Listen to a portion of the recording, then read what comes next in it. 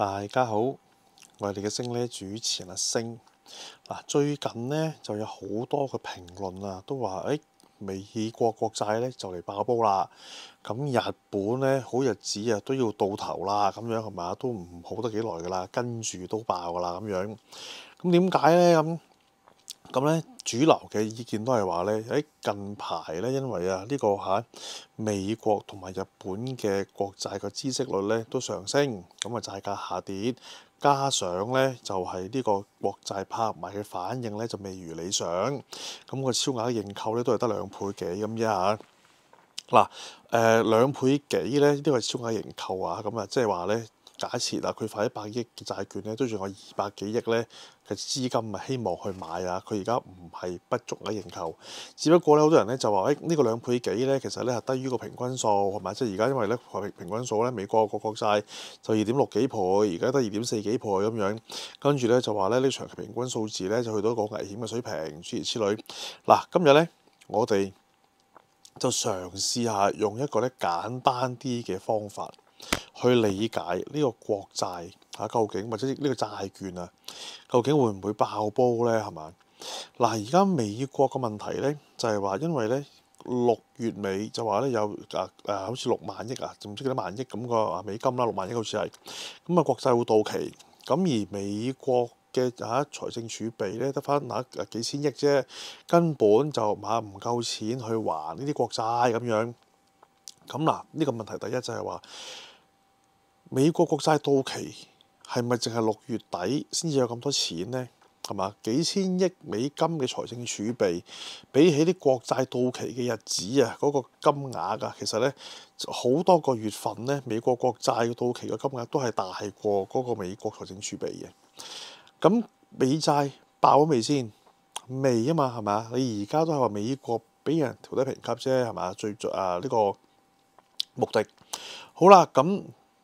跟住咧就美金咧就走弱，所以咧就美債咧會俾人拋售諸如此類。咁調翻轉啦，第二啦，咁日元走強啦啩，係咪啊？咁點解日本嘅債券又話出現危機咧？債市係咪？咁原來咧又調翻轉講咯喎，市場係咪就話咧因為咧。而家咧，日本咧就利息就要向上調，咁又賴美國啦，就話咧因為咧呢個關稅以後佢貿易協議咧，美國就會要求咧日本將呢個日元同埋咧日本嘅利息同時間咧要上升咁樣係嘛，要升值，咁所以咧日本咧根本咧就冇能力咧去償還個國債，所以日本咧日元升值嘅大前提底下咧，同埋呢個利息升嘅大前提底下咧，日本下一個嗰個債券咧都會爆煲啦咁樣。但係呢個情況咧喺2022年嘅時候咧，正正就發生咗喺美國身上喎，同埋2022年嘅時候加息加埋咧美元就升值。咁2023年、2024年美國又有冇爆煲呢個美債？冇喎，係咪啊？點解咧？咁而家問題就係在於點解美金跌，啲人又話美債好危險。喂，日元升啦，係咪啊？咁點解日債又好危險咧？係咪？究竟係乜嘢問題咧？咁樣首先我哋要明白債券係一個咩玩意先嚇？債券即係話咧個政府就問啲散戶借錢啦，簡單嚟講理解成為眾籌啊。而呢個眾籌咧就有冇擔保有冇抵押嘅咧？係冇㗎。OK， 個擔保嘅個抵押咧就係政府個信譽啊。而呢個信譽咧究竟係邊度嚟嘅咧？係咪邊個信佢咧？就係呢個評級機構啊嘛，所謂係咪？評級機構咧就幾大評級機構就去咧為唔同嘅政府或者為唔同嘅債券啦，所謂係咪進行評級？咁分好多唔同嘅評級啦，AAA 去到B 減咁樣，呢度中間唔多講啦，呢啲唔係重點啊。咁重點就係咧，呢啲評級機構咁會唔會話我評佢3條 A 係咪評級？如果佢違約咧，就我包底，即係評級機構話包底我賠俾你咁樣，會唔會咧？係冇㗎 ，OK， 係唔會嘅，佢哋係唔會做呢啲嘢㗎。佢只係咧負責為個債券評級嘅啫。個債券一旦違約嘅時候咧，你輸錢都係你嘅事係咪啊？佢都唔會幫你包底嘅。咁所以咧你問我究竟呢啲有冇嘢叫擔保咧？其實喺我嘅立場係冇擔保嘅。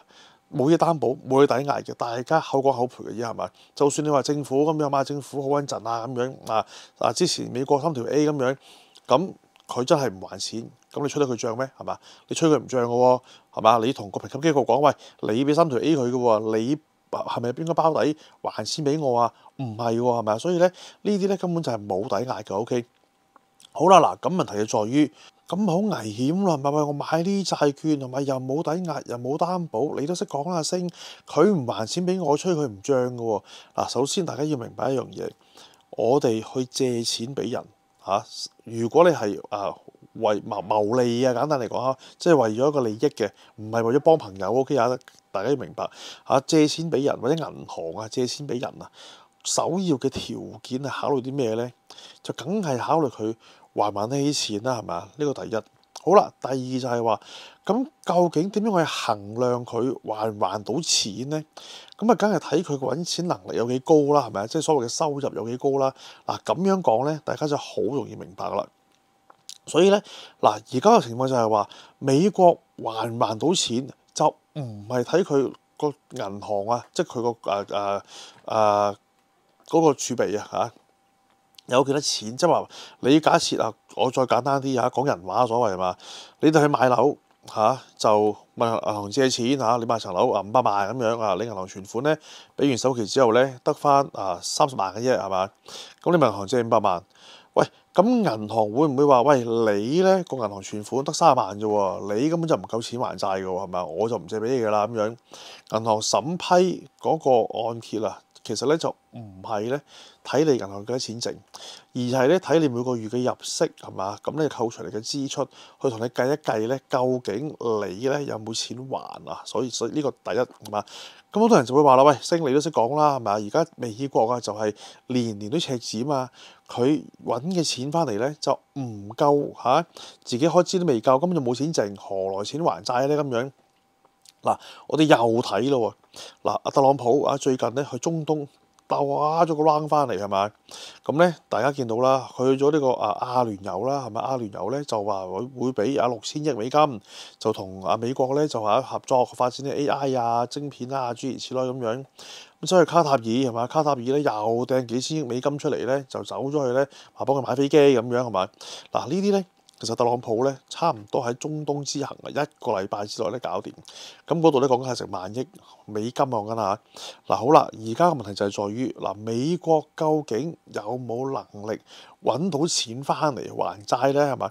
咁有人會話啦，喂，咁你而家啲債到期啦嘛，6月尾到期啦嘛，係咪啊？咁你嗰幾萬億係咪真係揾到翻嚟啊？一個月之內嗱，咁所以大家就明白頭先我所講嘅嘢咯喎，而家。個美國新嘅債務拍賣嘅債券拍賣，其實咧並唔係不足額嘅，OK，佢仍然係足額嘅。佢呢一刻咧，佢唔擔心啲債冇人買嘅，呢個第一。第二就係話咧，喺而家呢個大前提底下，特朗普的而且確做咗好多嘢咧，去為美國製造一啲收入。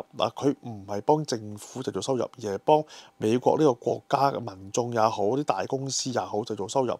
好啦，咁即係話咧，嚟緊將會雖然佢而家減稅減稅，但係如果啲人揾到錢嘅話咧，多啲人能夠跌入稅網，佢嘅稅收咧某程度上咧未必會下降嘅。OK，嗱，而家所以就要睇咩咧？睇下美國究竟嚟緊呢1年半載，大家見到美國民眾嘅嗰個工作啦，係嘛，個條件當然係個薪酬待遇各方面咧，係唔係能夠咧真係明顯得到提高啊？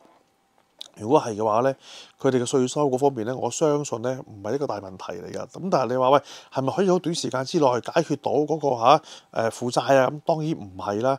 頭先我所講啦，係咪？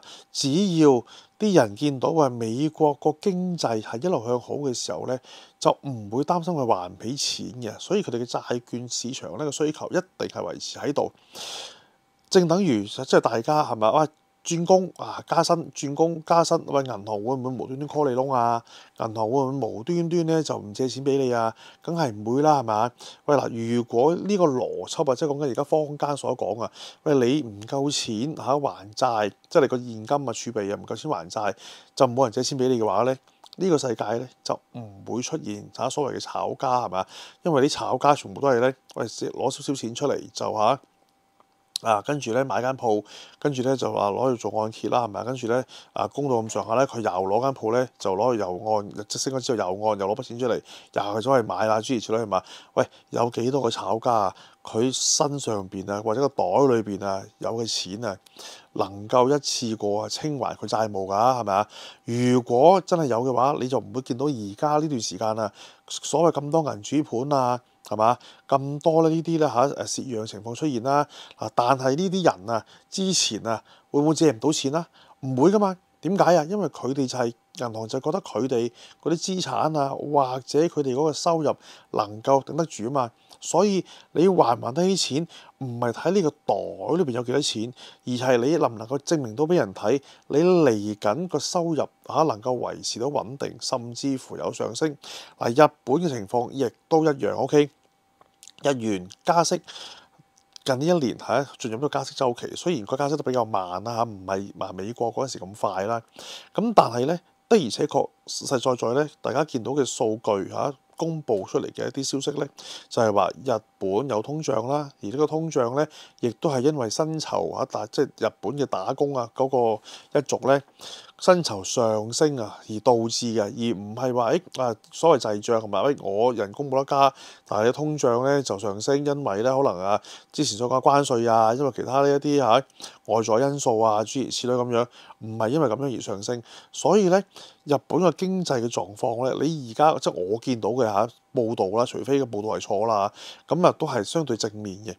喺咁嘅大前提底下，究竟呢啲債券係咪真係會冇人買咧？係嘛，個息口去到呢啲位置嘅時候，係咪真係完全冇吸引力咧？我真係唔相信㗎啦。呢樣嘢咧，之前喺 Patreon 我已經詳細解釋過。